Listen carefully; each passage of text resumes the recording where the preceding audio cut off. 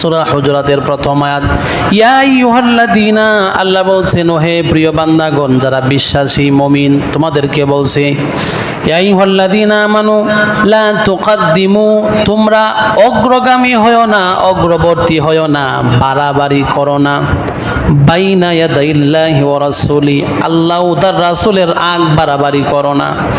আল্লাহ বলেননি, রাসূল করেননি, এই সমস্ত কাজে আল্লাহ বলছেন বাড়াবাড়ি করো না, বাড়ানোর চেষ্টাও করো না, কমানোর চেষ্টাও করো না।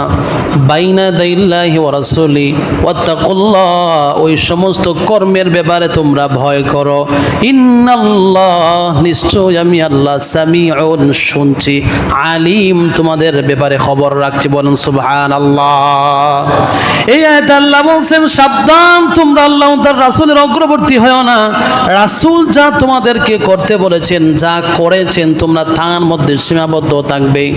রাসূল সাল্লাল্লাহু আলাইহি সাল্লামের জামানায় এমন কাজ হয়নি, কাজ এখন করা হচ্ছে, এমনকি জোর দিয়ে কাজগুলো করা হচ্ছে, অবশ্যই ইসলামকে বিকৃত করা হচ্ছে। তারপরে এখানে থেমে নয়, তারা এমন কি করেছে, ইসলামের দুইটি ঈদ, ইসলাম ঈদ কয়টি? ইসলামে ঈদ হচ্ছে দুইটি, মিলাদুন নবীর মাঝখানে আবার আরেকটা ছোট্ট শব্দ ঢুকাই দিয়েছে, ঈদে মিলাদুন নবী বানাই দিল। কোরআন ও হাদিসের দ্বারা, সহি হাদিসের দ্বারা দুইটা ঈদ আমরা পেয়েছি। রাসূল সাল্লাল্লাহু আলাইহি সাল্লাম দুইটা ঈদ পালন করেছেন, সাহাবারা পালন করেছেন, তাবিরা পালন করেছেন। কিন্তু এই জামানায় এসে কোরআন হাদিসের বাহিরে আরেকটা ঈদ বের হয়ে গেছে। এই ঈদ শুধু যেন তেন ঈদ না, ঈদটাকে সকল ঈদের সেরা ঈদ বানানো হয়েছে, সকল ঈদের সেরা ঈদ বানানো দেওয়া হয়েছে। অথচ কোরআন হাদিসের কোথাও ঈদের নাম নাই, সকল ঈদের সেরা ঈদ। তার মানে কোরআন হাদিসে পাত্তা দিছে না, বৈরাঙ্গুল দেখাইছে। কি দেখাইছে? বৈরাঙ্গুল দেখাইছে। রাসূল সাল্লাল্লাহু আলাইহি সাল্লাম যে কাজ করেন নাই, বলেন নাই, সাহাবী করেন, সাহাবারা জানে না ঈদ, সকল ঈদের সেরা ঈদ সাহাবীরা জানতো না, নবীও জানতো না, এরা জানে ঠিকই। ইসলামকে তারা বিকৃতি করে দিচ্ছে, সাধারণ মানুষের আবেগ নিয়ে খেলা করছে। অথচ রাসূল এসেছেন কেন? কেন এসেছেন? ওনার মিশনটা কি ছিল? ওনার মিশন ছিল একজন আদর্শহীন ব্যক্তি, যার অন্তরে কুলসিত হিংসা বিদ্বেষ মানুষের হৃদয় থেকে দূরীভূত করে একটা আদর্শ পরিবার গঠন করে, একটা আদর্শ সমাজ, একটা আদর্শ রাষ্ট্র, কোরআনের আইন বাস্তবায়নের কাজের জন্য।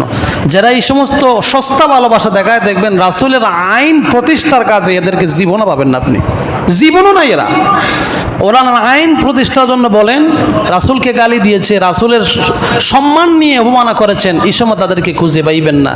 কিন্তু বিশেষ সময় তারা কোত্থেকে যেন বের হয়ে আসে, আল্লাহ পাক ভালো জানে। আমি কথাগুলো বলছি, আপনারা একটু মিলাই নেবেন। আমি কিন্তু আলিয়া মাদ্রাসায় পড়াশোনা করেছি, তবে সত্য সত্যই বলতে হবে, আর মিথ্যাকে মিথ্যাই প্রমাণিত করতে হবে। আমি আলিয়ায় পড়েছি বলে কি যেটা মিথ্যা সেটাকে সত্য বলতে হবে? মানুষকে খুশি করা আমার উদ্দেশ্য নয়, আমার উদ্দেশ্য আল্লাহকে খুশি করা। এই আয়াতে আল্লাহ পাক বলছেন, পুরো আয়াতে বলছেন, ইয়া আইয়ুহাল্লাযীনা আমানু লা তারফাউ আসওয়াতাকুম ফাওকা সাওতিন নবী।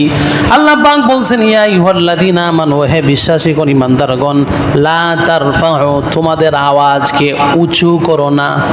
কাজ তো করবে দূরের কথা, নবীর আওয়াজের আগে তোমাদের আওয়াজটা উঁচু করো না।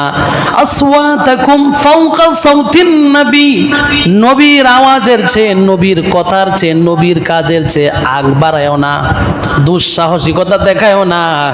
ফাওকা সাওতিন নবী ওয়ালা তাজহারু লাহু, ওয়ালা তাজহারু লাহু বিল কাউল, নবীর সাথে কথা বলার ক্ষেত্রে আদব রক্ষা করো। যদি না করো, কাজাহরি বাউদিকুম লিবাউদিন, যেভাবে তোমরা একে অপরের সাথে কথা বলো সেভাবে নবীর সাথে কথা বলো না। আর যদি বলো তাহলে পরিণাম কি হবে? কাজাহরি বাউদিকুম লিবাউদিন আন তাহবাতা আমালুকুম, তোমাদের অতীতের যত ভালো কাজ ছিল সমস্ত ভালো কাজকে আমি বাতিল করে দিব। বলেন না আউযুবিল্লাহ। তারপর আল্লাহ ওয়া আনতুম লা তাশউরুন, অথচ তোমরা টের পাবে না। কথাগুলো কি বানিয়ে বলছেন নবীর আওয়াজের উপরে, নবীর কাজের উপরে আগ বাড়ায়ও না। নবী যেটা কইছে এটাই করো, এর বাইরে যায় না। নবী বলছেন উঁচু কবর ভেঙে সমান করে দাও, আপনি উঁচু কবর করে শিরিক বেদাত প্রতিষ্ঠার চেষ্টা করছেন আর বলছেন নবীকে ভালোবাসেন। কোথায়? সাহাবীরার চেয়ে কিন্তু আমরা বাংলাদেশের কোনো মানুষের দাম বেশি?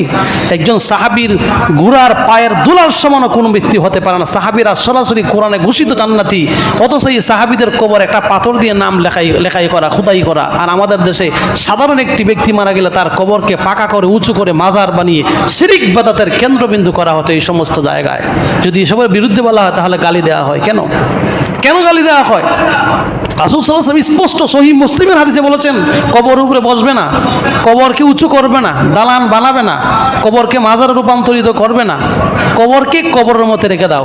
কবরের ব্যক্তি অসহায়, সে আমাদের কাছে চায়, আমরা তাদেরকে কিছু দিতে পারি। এখন যদি একথা বিশ্বাস না করেন, আমি একটা আয়াত দিয়ে আপনাদেরকে প্রমাণ দেই। আল্লাহ পাক বলছেন ইন্নাকা লা তুসমিউল মাউতা, ইন্না মানে নিশ্চয়, লা মানে না, তুসমিউল মাউতা তোমরা শোনাতে পারবে না তাদেরকে যারা কি মৃত, মরে গেছে, কবরে আছে। ইন্নাকা লা তুসমিউল মাউতা ওয়ালা তুসমিউস সুম্মাদ দুআ, আল্লাহ বলেন আর শোনাতে পারবে না তাদেরকে যারা বদিন, মূর্খ, বর্বর, যাদের অন্তরে তালাবদ্ধ, এরা সত্য এবং ভালো কথা হজম করতে পারে না। ইদা ওয়াল্লাহু মুদবিরিন, দেখবে তারা তোমার এই কোরআনের কথা, আল্লাহর বাণীকে পিঠ দেখিয়ে চলে যায়। এই আয়াত মিলায় দেখেন, এরকম মানুষ এখন কম না বেশি? অসংখ্য মানুষ আছে। আল্লাহ বলছে মৃতরে শোনাইতে পারবে না। এখানে কিসের প্রার্থনা করেন আপনি? মুসলমানের সম্পর্ক থাকবে কিসের সাথে? মসজিদের সাথে। আপনার প্রয়োজন আপনি মসজিদে আসেন, সেজদা দেন, হাত তোলেন, আল্লাহর কাছে দোয়া করেন। মুসলমানের সম্পর্ক মূর্তি পূজারীদের মতো হবে কেন? নবীরা তো আসতেন এই সমস্ত শিরিক বেদাত কুফুরকে কবর দেওয়ার জন্য, আর আমরা এই শিরিক বেদাত কুফুরকে লালন করছি। নবীকেও এত ভালোবাসে না যত ভালোবাসে কবর মাজারকে। নবীর ভালোবাসা কি? নবীর আদর্শ বাস্তবায়ন করতে হবে, নবীর আদর্শ নিজের চরিত্রে ধারণ করতে হবে, নিজের পরিবার পরিজন ধারণ করতে হবে। শুধু আল্লাহ পাক এখানেই থামেননি, আল্লাহ পাক আরও উদাহরণ দিচ্ছেন। আল্লাহ কি আরও উদাহরণ দিচ্ছেন? আল্লাহ পাক বলছেন ওয়ালা জিল্লু ওয়ালাল হারুর, রুদ্র আর ছায়া কখনো সমান হতে পারে না। ওমা আনতা বিমুসমিঈন মান ফিল কুবুর, আর তোমরা তাদেরকে শোনাতে পারবে না যারা কবরে আছে। স্পষ্ট কথা। আল্লাহ যদি ইচ্ছা করেন তাহলে শোনাতে পারবে, আল্লাহ ইচ্ছা না করলে কি শোনাতে পারবে না। এখন বলেন তো, এই কোরআনের আয়াতের বিপরীতে আপনি কাজ করে আপনি আল্লাহর নৈকট্য অর্জন করতে পারবেন? ইসলাম তো কোরআনের উপর নির্ভরশীল, কোরআন এবং সুন্নাহ, কোরআন এবং কি সুন্নাহ, এই দুইটাকে আপনার বেশি গুরুত্ব দিতে হবে। ব্যক্তির উপর কোরআন সুন্নাহকে গুরুত্ব দিতে হবে, তাহলে আপনি হেদায়েত পাওয়ার সম্ভাবনা আছে। আমরা কি করি? ব্যক্তি দিয়া কোরআন হাদিস যাচাই করি। আমার হুজুরে কি বলছে, আমার দলের হুজুরে কি বলছে, আগেটা দেখে দলের হুজুরে কইছে, চোখ মুজ্জা এটা বিশ্বাস করে। আমার দলের, আপনার দলের হুজুরদের সব ঠিক বলে এটা আপনি বিশ্বাস করলেন কিভাবে? দলের হুজুরের তো স্বার্থ থাকতে পারে। এই জন্য আমরা মূলনীতি হিসেবে কি গ্রহণ করব? কোরআন এবং সুন্নাহ। ইসলাম কোরআন সুন্নাহর উপরে ভিত্তি করে, কোনো ব্যক্তির উপর ভিত্তি করে না। কাবার ইমামের উপর ইসলাম চলে না। কাবার মসজিদের নববীর ইমাম, বাংলাদেশের জাতীয় মসজিদের ইমামের উপর ইসলাম নির্ভর করে না। সাইদির উপর ইসলাম নির্ভর করে না। মামুনুল হকের উপর ইসলাম নির্ভর করে না। ইসলাম নির্ভর কোরআন সুন্নাহর উপর। মামুনুল হক তো সে বলছে, সাইদি সে বলেছে, সে যদি কোরআনের বাইরে বলে সাইদিকে প্রত্যাখ্যান করেন, মামুনুল হক বলে মামুনুল হককে প্রত্যাখ্যান করে, এটাই হচ্ছে ইসলাম। আর কোরআন থেকে বললে আপনি স্পষ্ট তার কথা মেনে নেবেন, নির্দ্বিধায় মেনে নেবেন, যেই হোক না কেন। এটাই হচ্ছে আমাদের ইমান, এটাই হচ্ছে আমাদের বিশ্বাস। একজন এই মাসটা কি 12 রবিউল আউয়াল মাস, পৃথিবীতে নবী এসেছে, আমরা খুশি না বেজার? সবাই খুশি। দুলির দ্বারায় সমস্ত গাছপালা, নদী নালা, মানুষ সবাই খুশি হয়েছে। আমরা খুশি না হয়ে পারি? কিন্তু খুশি হওয়ার পদ্ধতিটা তো রাসূলের সিস্টেমে থাকতে হবে। আপনি আপনার মন গড়া পদ্ধতি দিয়ে খুশি হলে চলবে? যে খুশি হতে রাসূল নিষেধ করেছেন, আপনি এই খুশিতে আনন্দে মেতে উঠলেন, এত আবেগ দেখায় না। আবেগ দিয়ে ইসলাম চলে না। ইসলাম চলে দলিল এবং হাদিস দ্বারা, কোরআন এবং হাদিস দ্বারাই দলিল চলে। আমি যে আয়াতে কারিমাগুলো বলেছি স্পষ্ট মিলাই নিন। তারপর বেদাতের ব্যাপারে রাসূল সাল্লাল্লাহু আলাইহি ওয়াসাল্লাম হুঁশিয়ার। রাসূল সাল্লাল্লাহু আলাইহি ওয়াসাল্লাম বলেন কুল্লু বিদআতিন দালালা, সমস্ত বেদাতিরাই পথভ্রষ্ট, যারা ধর্মে নতুন নতুন নিয়ম কানুন তৈরি করে এবং এগুলোকে আমল মনে করে পালন করে, তারা পথভ্রষ্ট। ওয়া কুল্লু দালালাতিন ফিন্নার, আর সমস্ত ভ্রষ্টতাই হচ্ছে জাহান্নাম। বলেন নাউযু বিল্লাহি মিন যালিক। এই হাদিসগুলো বলছি, এগুলো সহিহ হাদিস, আপনি মিলায় দেখেন, পরে দেখেন। আমি একটা কথা বানিয়ে বলিনি, আমি কাউকে আক্রমণ করার কথা বলিনি। এজন্য প্রিয় মুসলিয়ানে কেরাম, আমরা সকলেই সহিহ হাদিস, সহিহ কোরআনের আয়াত হাদিস মানার চেষ্টা করব।